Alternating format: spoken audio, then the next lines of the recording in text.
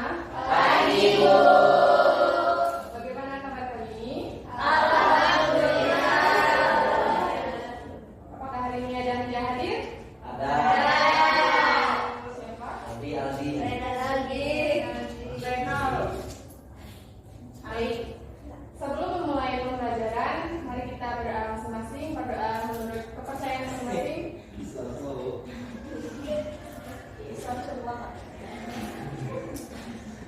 Menurut kepercayaan masing-masing, berdoa mulai.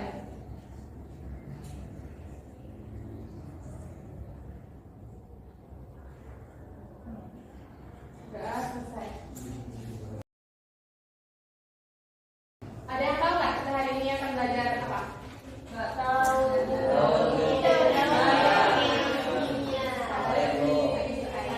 Oke, hari ini kita akan belajar tentang gaul biokimia, yaitu siklus air.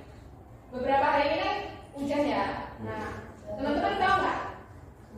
Pernah nggak kalian memperhatikan air hujan itu turun dari langit? Karena apa?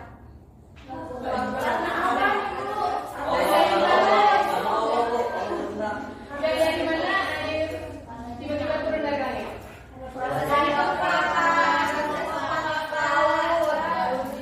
Di awal. Oke, kita akan belajar tentang siklus air dan itu akan menjawab pertanyaan yang tadi. Semua makhluk hidup, baik tumbuhan, manusia, dan hewan itu membutuhkan air. Yaitu manusia membutuhkan air untuk mandi, mencuci baju, untuk minum, dan untuk melakukan kegiatan lainnya. Hewan juga membutuhkan air yaitu untuk minum, sedangkan tumbuhan membutuhkan air untuk berfotosintesis. Hal tersebut menunjukkan bahwa air merupakan salah satu sumber kehidupan. Air termasuk sumber daya alam yang dapat diperbarui. Ini berarti jumlah air di bumi tidak akan habis dan akan terus ada.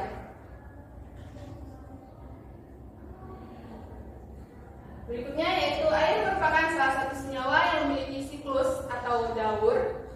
Di dalam unsur-unsur kimia beredar melalui komponen biotik dan kembali lagi ke lingkungan. Proses tersebut terjadi berulang-ulang dan tak terbatas. Salah satu fungsi air yaitu antara lain ada sebagai pelarut, pengatur suhu tubuh, pengatur tekanan osmotik sel, ada sarana transportasi zat di dalam tubuh yaitu darah, dan ada bahan baku fotosintesis.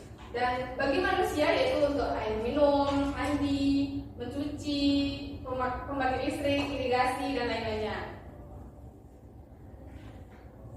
Yang berikutnya siklus hidrologi atau daur air yang dikenal dengan istilah siklus air adalah sirkulasi air yang menggambarkan pergerakan molekul air atau H2O dari atmosfer ke bumi dan sebaliknya yang tidak pernah berhenti sehingga membentuk rangkaian melingkar perjalanan molekul air di bumi yang disebut siklus. Yang berikut yaitu ada gambar siklus air, yaitu ada penguapan yaitu yang biasa disebut dengan evaporasi, terus ada pengembunan yaitu kondensasi. Kondensasi itu akan melaju ke presipitasi. Dari presipitasi ini akan mengeluarkan air yaitu cairan yaitu air hujan. Nah, terus akan melalui transpirasi. Transpirasi ini terjadi adanya air hujan menyerap di tanah dan akan mengeluarkan dari pohon-pohon atau tumbuhan-tumbuhan yaitu dinamakan transpirasi. Nah, ini yaitu satu evaporasi. Istilah evaporasi digunakan untuk menunjukkan proses penguapan air yang berasal dari laut, sungai, ada dari danau, dan badan air lainnya. Yang kedua yaitu kondensasi adalah proses perubahan air dari gas menjadi cair atau kita kenal dengan istilah pengembunan yang merupakan kebalikan dari evaporasi tadi. Pada siklus air, kondensasi terjadi di atmosfer akibat perubahan suhu dan tekanan. Akibat adanya kondensasi air akan berkumpul membentuk awan hitam yang siap turun sebagai hujan ketika mencapai titik jenuh. Yang ketiga yaitu ada presipitasi, merupakan produk dari kondensasi tadi. Presipitasi dapat terjadi karena adanya pendinginan dan maka tetesan air yang ada di awan akan semakin banyak dan semakin berat.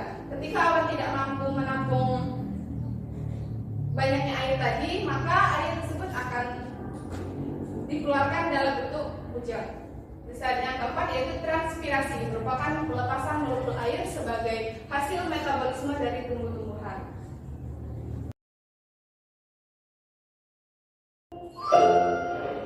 Air merupakan komponen penting dalam kehidupan. Sebagian besar tubuh makhluk hidup terdiri dari air. Contohnya tubuh manusia yang 70%-nya merupakan air. Oleh karena itu, kita sering sekali meminum air. Selain itu, air juga digunakan untuk membersihkan tubuh, mencuci pakaian, dan memasak. Air tidak selalu berbentuk cairan. Ketika didinginkan, air akan berubah bentuk menjadi es yang padat. Apabila air dipanaskan, maka akan menjadi uap air yang tidak terlihat oleh mata. Begitu pula di alam. Air dapat berbentuk cairan seperti yang terdapat di bawah tanah dan mengalir di sungai. Atau berbentuk padat seperti yang terdapat pada salju dan es di kutub. Ataupun berbentuk uap air saat terkena sinar matahari yang panas. Seluruh proses perubahan bentuk air yang terjadi secara alami di lingkungan termasuk ke dalam siklus air. Air di lautan akan menguap ke udara akibat panasnya matahari, kita sebut sebagai evaporasi. Uap air tersebut kemudian akan membentuk awan di udara.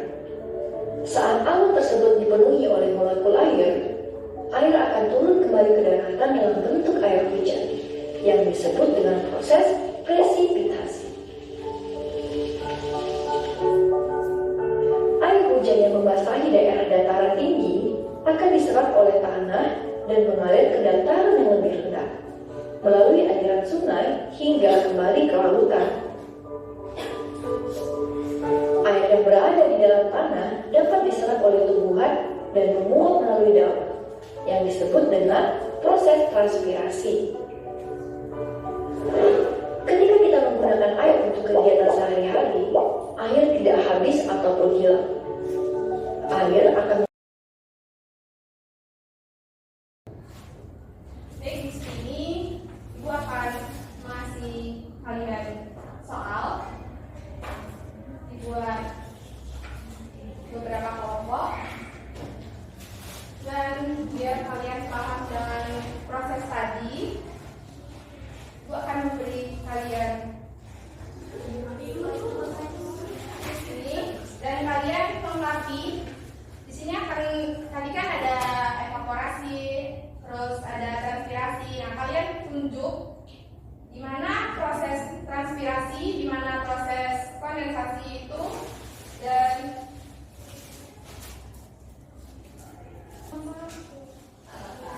bagaimana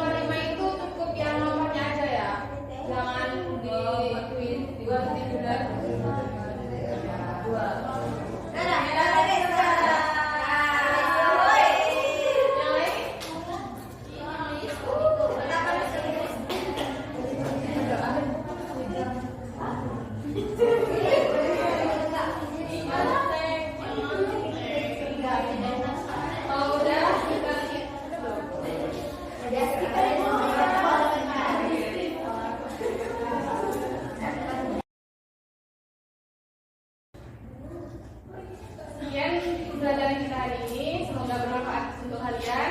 Gua Lili, wassalamualaikum.